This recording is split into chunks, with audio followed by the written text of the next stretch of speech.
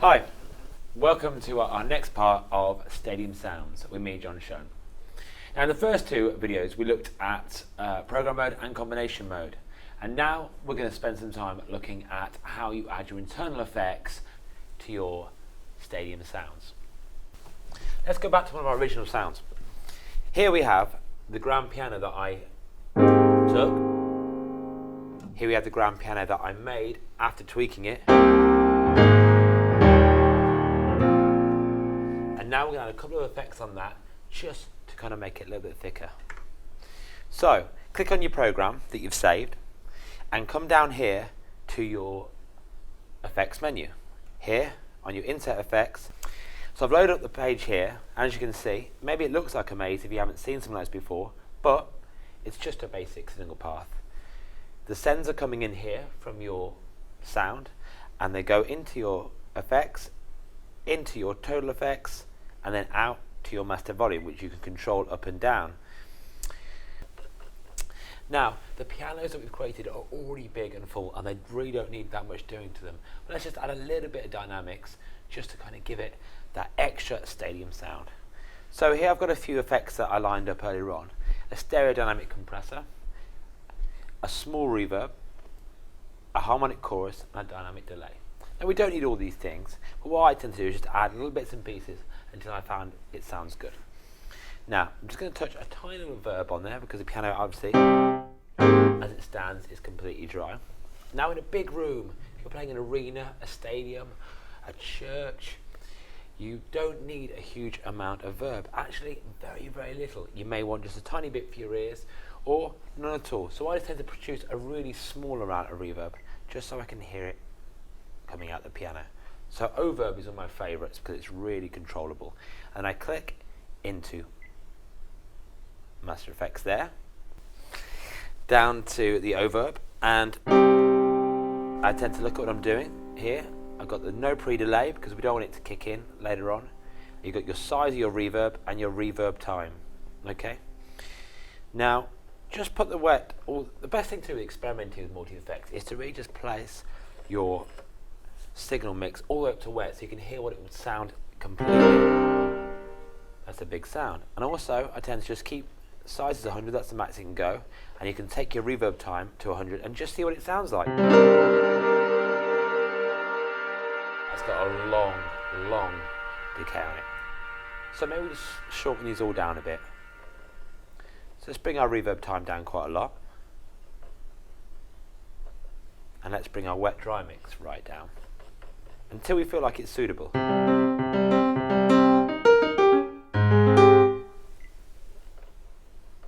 just experiment until you find the right mix for you.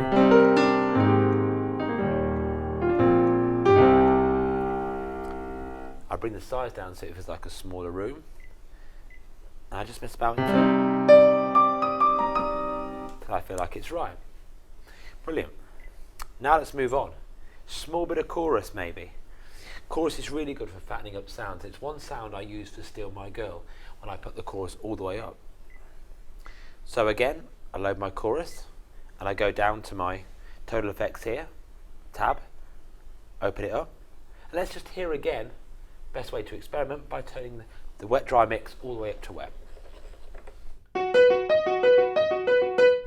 Sounds a bit honky tonk, but in the song Steal My Girl, the chorus sound of the piano was really high up, probably 100% wet. So here's what it sounded like then.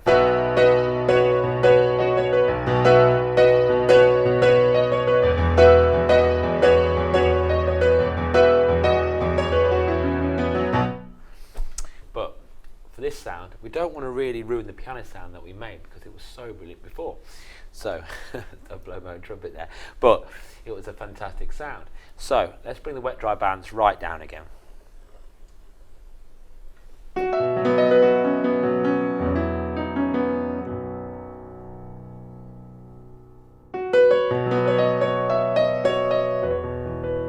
can just hear it broken through, maybe too much for my liking.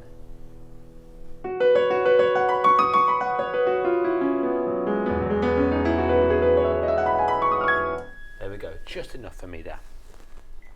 Let's go back to our total effects page again, and the last thing I'm going to add to this piano is a tiny bit of delay. Again, these are all kind of thickening components that you can use to thicken your sound up. Again, click the tab, total effects, 2. Here's our dynamic delay, and at the moment it's set to a 50-50 balance. Now because it's dynamic delay, the harder I press, the more it pulls in. But we don't really want a huge amount of delay. So again, I'm just going to bring the wet dry balance right down.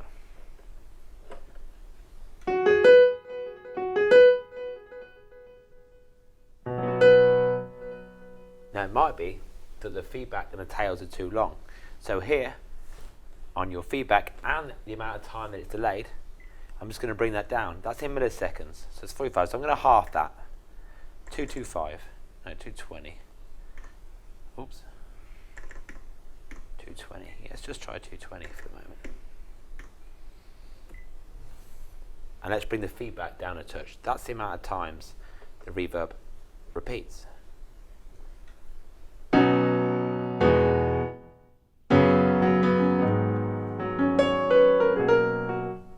Can't really hear that at all, which is great. So just notch the wet dry balance up again.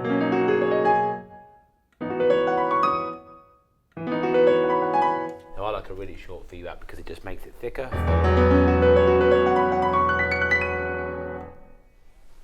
Fantastic. So those are a few effects you can use on the piano and just play around, have fun. That's how you get to experiment what it's like building sounds. But those are a few things.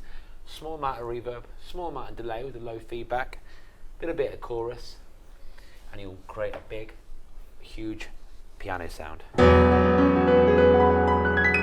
Now, on top of that, there's also, as we discussed occasionally in the last couple of videos, the 3-band EQ. Now, amazing.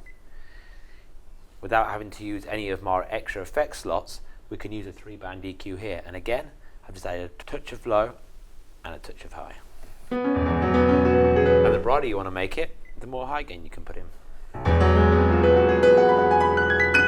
Which is great for cutting through on those really kind of poppy numbers. So that's the piano. And we're going to look at how we add some internal effects to our combination modes next.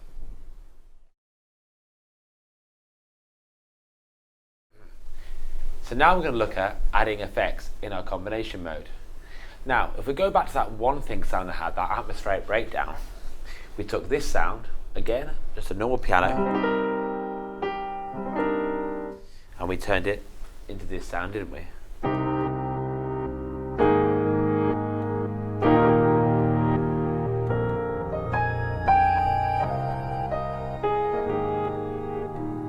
And let's see some of the effects processing that we used to create that warmth and sound. So here we go, we'll click on our combi again, and here we have one thing breakdown. Now, we've already been through the amount of sounds that we have, and what we could do is we can now add some effects to that. So we've got a couple of options here. Our insert effects, which we can add to our individual sounds that make up the huge timbre, and again, our master effects and total effects. So let's go into our internal effects and see what we can add. So here you see here a list of 12 insert effects that you can add onto any channel. So here I'm just running a stereo expander. I'm not putting a huge amount of effects on because already there's a lot going on there. We don't need a huge amount. You'll be careful of adding too many effects, too many things, because obviously you're going to create a lot of different kind of noise and stuff that we may not necessarily need. So here I've routed, if I press the routing button 1, you see that here I've got each individual sound laid out here, 16, as in combi, like in the combi mode main page. And here I'm going to route my piano to my first effects. Now all I have to do is click the jog wheel around, and you'll see it'll pull up my sound 1, and it will take it to my stereo expander, which I've put in to give it a bit of expansion, and then it's routed at the moment down to 12, there's nothing happening to 12, and then out of 12 it's in. So let's go to our insert effects. There we go, and we can see the chain here coming in from number 1 and going all the way down to number 12 and out. Now we can change that chain to wherever we want. We can take this stereo effects here, a stereo expander here, and put it into 8, 7, 9, 8, 7, 6, 5, 4, 3, 2, 1, and we can just keep going down the chain. Now I've just bypassed it all the way to 12, and so it goes out. And there is our stereo expander. So if I look at my inset effects by clicking IFX 1 to 12, I can see that number 1 in the setup that I've got my stereo expander.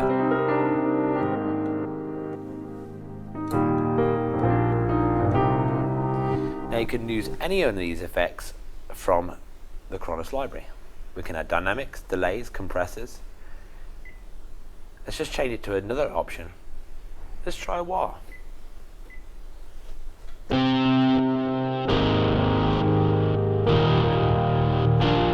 Not quite the sound we're looking for, but there you go, experimentation. We can just try and test different ones. If you want some crunch, that could be useful.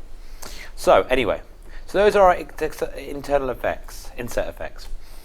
And we can go through as many as we like, adding to as many different channels as we have on our combi mode. Now, let's take that off again because we don't want that. And now let's go to our multi-effects. Now you can hear the sound that I made here again. Has this lovely sweeping reverse delay on it. So in the MFX TFX page, we'll see again the kind of routing that I applied. Again, chorus, a small amount of overb. This time I put some graphic EQ in there because there's a lot of sounds going on. I just want to tailor my EQ and notch out what I do and do not need. So let's take a look. MFX1, again, a really low wet and dry mix, a touch of chorus. Our overb, again, as I said before, a really low wet and dry mix, just to create a bit of swirl there. And here is our graphic EQ. Now I've not touched the bottom, I've not touched the middle, but I have knocked out some of the high-end stuff because, as I said before, it can get really bright up there if you've got really sounds that are coming out. Now I want to show you the difference by taking up the highs right to the very top. Again, this is how I feel like you learn really well, is by putting everything to the extreme one way or the other and seeing how things sit. You can see how harsh and bright that is. Probably too much. Too much, it might blow the audio recorder. So let's bring it back down. A lot with these larger combis, a bit like a great production technique that they use on records these days, is to scoop out pretty much anything from 6K on and drop it down. Now we don't have we don't have a high pass on this, but what we do is we can just reduce down some of the higher end stuff until we feel that it's right.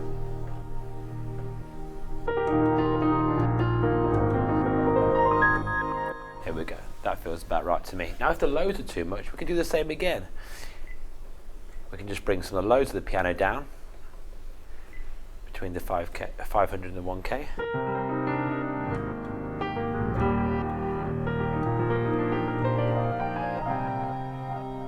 And there you go. So now let's just have a look at our final total effects, which is our reverse delay, and that's the really kind of the icing on the cake. The really kind of sound that makes everything flow. I discovered this a while back. I was like, I really fell in love with the reverse delay. So a bit more of a wet dry balance, and this is on our total effects here in the routing at the very end of the chain. And the reason it's at the very end of the chain because we want the whole thing to wash with this reverse delay. We don't want one instrument to have the reverse delay and not the other. So we're going to put it on our total effects at the very end of the chain. It's the last thing that is in the signal path. So let's have a look. Here I've added a lot more wet dry balance. I've gone for a 73-27 split here. Again, it's not because I was being technical, I was just literally kind of working out what sounded right and what was right for this sound. Again, if I take it all the way up to the top and experiment,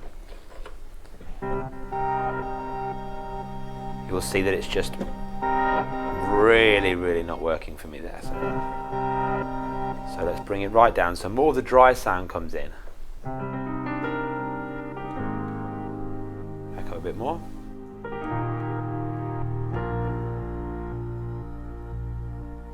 And again, you can mess with the levels here, how long you want it, what time you want it to start in,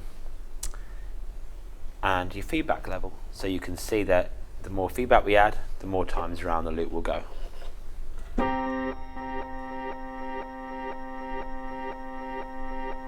Which could be a cool effect when making records. Let's bring it right down. So it is really a case of just experimenting in the way that you want to make that sound, and also just being subtle with it and creating, because there's so much going on with the band and programming and tracking when we were doing stadiums, that we don't want to overload these mixes with a lot of stuff. Create subtlety, create small dynamic changes, and you'll see an absolute change in your sound. Fantastic.